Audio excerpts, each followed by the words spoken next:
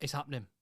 It looks like it's happening. It hasn't actually happened yet as I record this video, but it appears that the rugby version of the white smoke out of the chimney at the Vatican is about to happen at Twickenham, with the RFU sending Eddie Jones on his way with a briefcase full of cash and a P45. And Steve Borthwick to take over. That seems to be the smart money. It's what I predicted on this channel over the last couple of weeks.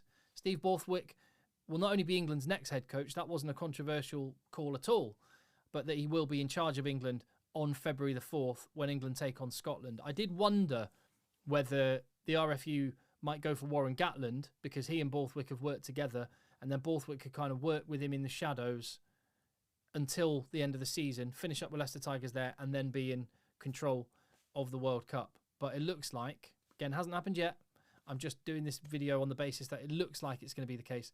Steve Borthwick will be England's head coach on February the 4th, as I predicted. Not too wild a prediction, that one. But what does that mean? Well, firstly, it means that the press conferences are going to be far less entertaining. There's going to be much less off-the-field stuff to get stuck into and storylines, because Steve Borthwick is one of the straightest, most pragmatic people in press conferences. I interview him a bunch of times in the Premiership.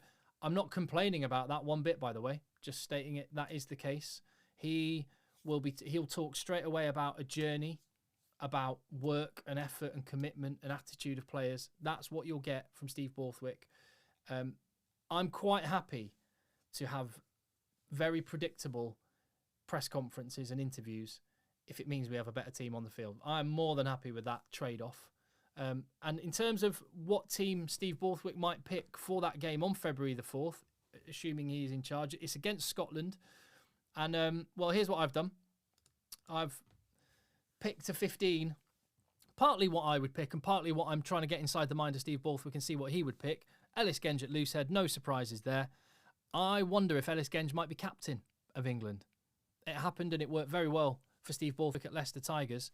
I think Tom Curry is the other obvious candidate at this point. I think Ellis Genge might be his captain. I think that would make a lot of sense. Jamie George at hooker. I don't see a lot of changes at hooker because Steve Borthwick really likes those fundamentals, the set piece. He's not going to start playing an expansive brand of rugby.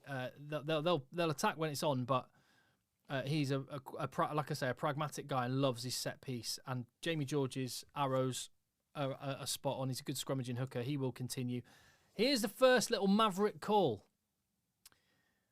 Has Dan Cole been much maligned since the Rugby World Cup 2019? I wonder if he has, you know. We've been having this conversation on the podcast and some people have been getting in touch and pointing out, when you look back at the 2019 World Cup final, Dan Cole gets a lot of stick. But actually, the scrum was good when it was Marler and Cole on, and South Africa were battering England when it was Mako Vunipola on. So Dan Cole is the first choice tight head prop at Leicester Tigers, which is, I mean, that's you can't be bad if you're starting at Leicester Tigers, the champions. He's 35. Yes, he's got a few years on the clock, but he's playing very well. And is he England's best tight head prop? Scrummaging wise, yeah, probably. Quite possibly he is. So there you go. There's the first little call. Dan Cole, return to England. I'd be all right with that. Mario Itoje at second row, obviously. Again, going down the Leicester theme, Ollie Chesham. Now, I'm not just picking this just because he plays at Leicester Tigers. I watched him play against Bristol. I think it was his first start of the season. He's had an injury. And he is a big old slice, you know, big man. And he runs hard. He does a lot of dog. And that is something that Steve Borthwick really likes. I wonder, is Ollie Chesham a better option at second row than Johnny Hill? Possibly. I've gone for him there. Courtney Lawes, if fit, if returned, if available, I think he is a 6. Some people say he's still a second row. He hasn't played second row for any consistent run of games for several years now. He is a 6. He was a British and Irish Lion at 6. I think he is nailed on as England's 6, if fit. So we'll watch this space there. Tom Curry at 7. Alex Dombrandt is where things change at 8. He's a big old unit, is Alex Dombrandt, something which Steve Borthwick appreciates. He will do some hard ball carrying, but he offers a little something extra, a little something special. And when you look at that pack, I feel much more confident in that standing up to the physical challenge. but also evolving England's game a little bit. Ellis Genge, we saw his offload for Bristol against Leicester at the weekend. Dan Cole's great as at turnovers. He's really dangerous at the breakdown. Ollie Chesham does some lovely little tip-off passes and offloads. Alex Dombrant, we know what hands he's got. I wonder if there's a bit more identity with that England pack, and certainly fitting into the Steve Borthwick mould. Jack Van Portfleet at 9, I think will continue. I still would like to see Alex Mitchell, but obviously Steve Borthwick knows and trusts Jack Van Portfleet, and he deserves to continue, I guess. At 10, the eternal Smith-Farrell debate. I think Steve Borthwick's going to go Farrell. He knows him from the Lions. He's watched him be awesome year after year after year in the Premiership. Not to say Marcus Smith is not brilliant as well. Owen Farrell is England's best 10 at this moment in time. And when it comes to test match rugby, when you need someone to nail a kick or pull his team through the last 10 minutes, I think Owen Farrell is... Well, he's proved time and again. Warren Gatland, he was the man he always turned to and got him into his team. Same with Eddie Jones. Same with Stuart Lancaster. He only moved him to 12, if you remember, because there was injuries. Manu was out, and there were injuries, and there were no other options. So people keep going for Farrell time after time. I think Steve Borthwick will. Next Maverick call. Maybe the most Maverick in the whole team. Dan Kelly. He made his return after 6 months out. Did not look like a man who had been out for 6 months. Played really well for Leicester the other day. And don't forget, Steve Borthwick had him as his 12 after Leicester Tigers let Manu Tuolangi go. So they knew they had this young kid coming through, and they were like, yeah, off you go, Manu. Don't need you anymore, mate. We've got Dan Kelly. He got a cap for England. He was looking really good. He is an out-and-out 12. Defensively, he's one of those guys that if England could overlook, and then he'll go and play for Ireland or Scotland or Wales or something if he had a grandparent from that country, and he'd end up being a British Lion. He's that kind of a guy. I don't want to miss the opportunity to get some time in with Dan Kelly before the World Cup, because I really rate him. Henry Slade, likewise, I'd be quite happy with Joe Marchant at outside centre. I think one of those two will be England's 13. I hope it's Slade. Ollie Hassel-Collins, rumoured to be going to Leicester Tigers if that hasn't been wrapped up already. Steve Borthwick clearly likes him. He played brilliantly for Irish against Leicester the other week, scored a wonder try. He is a big old unit, which we've seen Steve Borthwick quite likes on his wings. He works hard, and I think he's going to be England's starting winger, along with Johnny May, who that will disappoint some people. They'll be going, oh, what about Radwan and his gas? Yeah, I'd include Adam Radwan in the squad. But Johnny May works so hard, and he is class. He's a great finisher, and he just works his socks off. And if there's one thing we've seen from Steve Borthwick teams, it's that work, effort is non-negotiable, especially when it comes to outside backs chasing kicks, which they will be doing a lot of. Freddie Stewart at fullback, of course. When it comes to the 36-man squad, there you go. I'm just, again, this is partly my own call and partly trying to get inside the head of Steve Borthwick and see where he might go. Loose head prop, Genge, Marler, Rod. I like Bevan Rod. He's a modern player. Joe Marler is a scrummaging prop, and so I think he will revert to that, is my guess. Dan Cole, Will Stewart and Fraser Balmain. Kyle Sinclair, yes, when fit again and when playing well again, but just on form in the Premiership, that's what I see as the tighted props. And I think Steve Borthwick is a big enough character that he would make the call about omitting Kyle Sinclair from a squad if he's not playing well enough. So if he gets back and plays well for Bristol over the next month, great. Otherwise, I wonder if that might be the case. Nick Shonner is another tight head prop that could end up in the reckoning. As for hooker, Jamie George, Luke Cowan-Dickey, George McGuigan.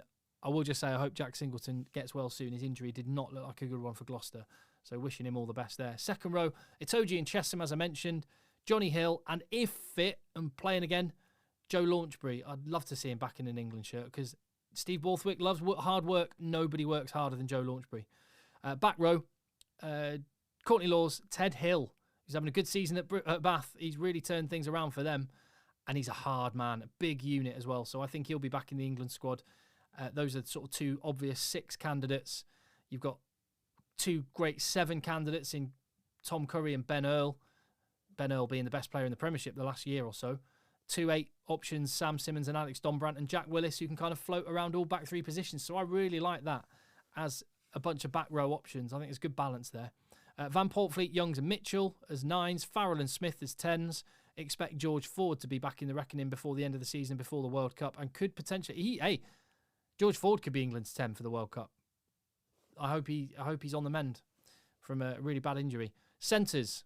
Again, you got a kind of only one out-and-out 12 there in Dan Kelly, but Guy Porter has played 12 quite a bit in his absence for Leicester Tigers. So 1.5 12s, maybe 2 12 13s. What did they call it? 6.5s. 2 12.5s in Guy Porter and Ollie Lawrence, and 2 out-and-out 13s in Marchant and Slade. Again, I like that as balance in the England squad, and it appears like that would be a mixture of talent and also form, and you're still retaining a bit of experience with Henry Slade in there. Back 3 options, 2 out-and-out wingers in Ollie Hassel-Collins and Johnny May. 3, and Adam Radwan. 2 kind of wing/fullbacks in Daly and Malins.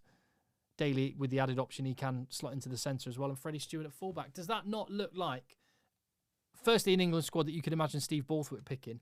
Secondly, an England squad which would be relevant to Premiership form, freshen it up, but not so much that it feels like it's just reinventing the wheel. I think that's the kind of squad. There's my 36-man squad. Anyone you disagree with or would have in that has been omitted, or you think Steve Borthwick will definitely go for? On that front, I'll mention one in Harry Wells, the second row. If Joe Launchbury, for example, isn't fit, Harry Wells is someone he goes to again and again at Leicester Tigers and plays really well. Another just hard man who I always mix up with George Martin, who could be another option as well. So there you go. So it hasn't happened yet. I've done this video on the basis that it looks like it is going to happen. It is happening. Steve Borthwick will be the boss. I'm happy about that. I feel for Rob Baxter. I feel like his ship has sailed, and I love that man. But Steve Borthwick, like I say, relatively speaking, compared to Eddie, dull press conferences, better chance of an England team. And all the fellow coaches that work with him talk about him being the most organised, the most professional, the most studious and serious kind of guy. And after the relative chaos of Eddie and the unpredictability of Eddie and what he's going to say and what he's going to do, I quite like the thought of someone a little bit boring, a little bit English.